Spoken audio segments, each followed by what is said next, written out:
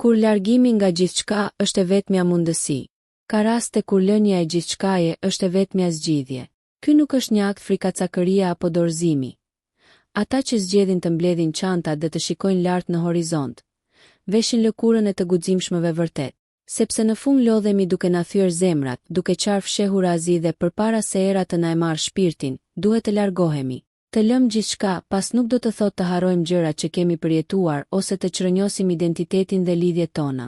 Do të thotë thjesht të transformosh veten, të integrosh të kaluarën, të tashmen dhe dëshirën për një të ardhmen në të njëjtin entitet. Të aftë për të krijuar veten dhe jo për të përmbysur në vuajtje dhe dhimbje. Në atë kështjell rëre në buzë të oqeanit që nuk mund të qëndrojë më. Ne të gjithë në një farë mënyre e kemi përjetuar ose do ta përjetojmë këtë ndjenjë. Të kuptuarit se një pjesë e asaj që na rrethon ka humbur kuptimin e saj. Sikur diçka të ketë arritur datën e skadimit. Ka nga ata që ka një nevojë urgjente për të provuar gjëra të reja.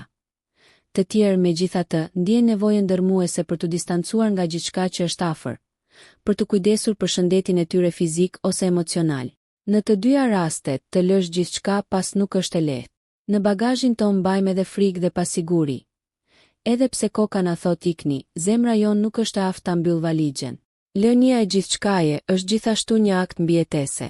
Në rubrikën ton kemi folur shpesh për faktin se trurit nuk i pëlqen ndryshimi. Një ndryshim nënkupton një rrezik dhe përrjedhoi një sfidë për mbijetesën tonë.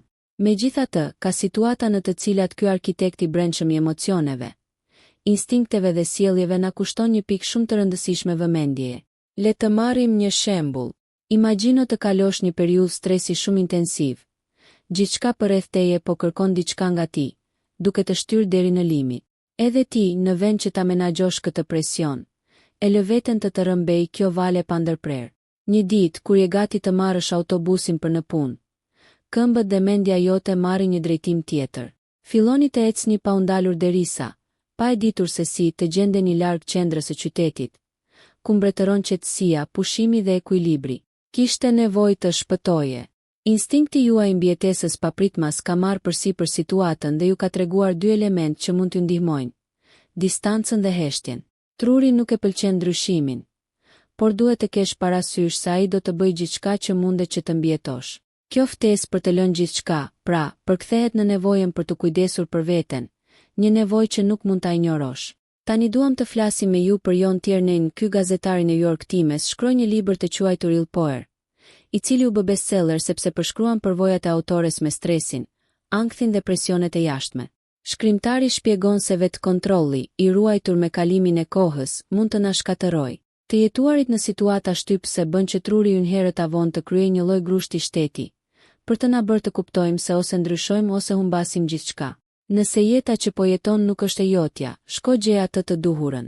Nëse jeta që ke bërë deri tani nuk përputhet me atë që ndjen brenda teje, atëherë largohu. Nëse ndihesh si i huaj në ekzistencën tënde, dil dhe gjej veten.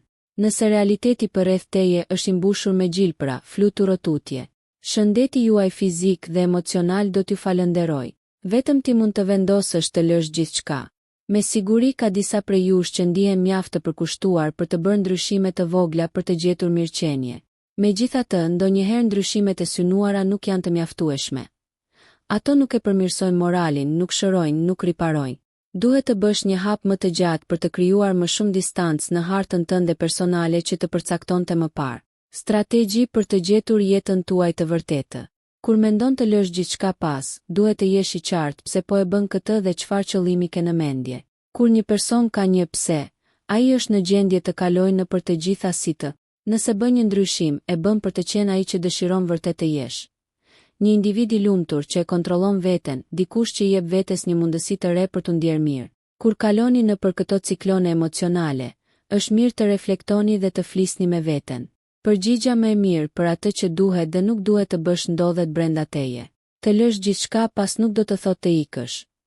Ne e specifikuam atë në fillim të artikullit. Duhet tua bësh të qartë njerëzve përreth teje pse e bën këtë. Shpallni dëshirat dhe nevojat tuaja. Merrni kontrollin e plot të veprimeve tuaja. Askush nuk mund të garantojë se ky ndryshim do të funksionojë, por mund të jetë gjithashtu gjëja më e mirë që ju ndodh në jetën tuaj. Prandaj, duhet të menaxhoni frikën dhe pasiguritë tuaja. Si? Duke i kthyer ato në shpresa.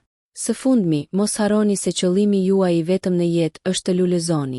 Prandaj është e nevojshme të gjesh gjithmonë vendet më të mira, sepse jo të gjitha vendet janë të shëndetshme që të ushqesh rënjët e tua.